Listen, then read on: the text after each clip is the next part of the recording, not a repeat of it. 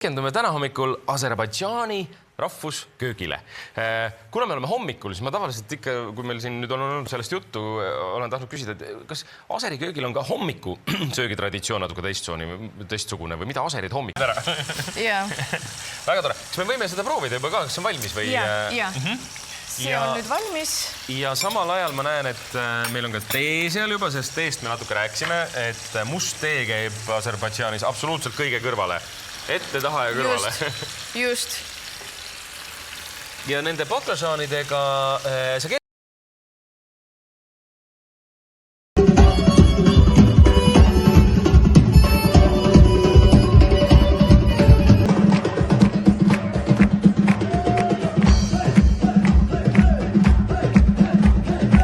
oma kunstigaleriid. Ma olen kuulnud ka, et teil on südameasjaks maalida Tallinna ja Eestit ja erinevaid vaateid, siis, mis meil linnaavarusest võib leida. Aga mis täpsemalt, lähme uurime järele.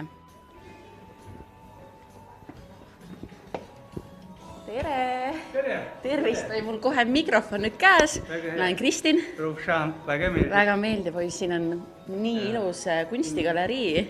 Siin on vana linn, oi kui ilus.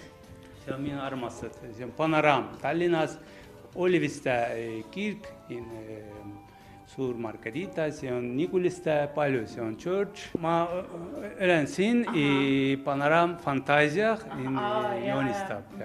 Minu esimene tööl, see on Tallinnas. Ma armastan, see on Bakus ja Kaspi meri, vanalinnas. Armastan maali, Aserbaidžaani tüdruk, tantsu, see on miniatuur. Istri siis Aserbaidžaani natuke. Seal on ju need, mis see hobuse motiiv seal all tähendab. See on motiiv, see on polo mängi.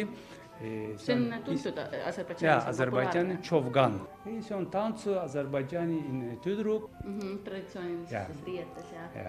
See on vaibatehnik, vana tehnik. No aga lähme kohe vaatamegi asja kallale, sest vaibad on Aserbaidžaanis ju au sees. Vana vaibad 7 tehnik, see on üks tehnik vaibad. See tähendabki, et niimoodi rida kaupas hakkad seda üles ehitama. Орнамент тоже свой очень насыщенный и разнообразный, и каждый орнамент свое значение есть. Как я художник ковроткачества, и тоже использую это много разных орнаментов. И здесь показано, видно мои работы, которые я когда учился, ткал, и все ручные работы. Сейчас вот это дни национальной культуры тоже проходит мастер-класс по коврам. То есть вы обучаете людей ткать ковры? Да. Здесь у меня свой станок, который Хана называется. Вот здесь видно маленький.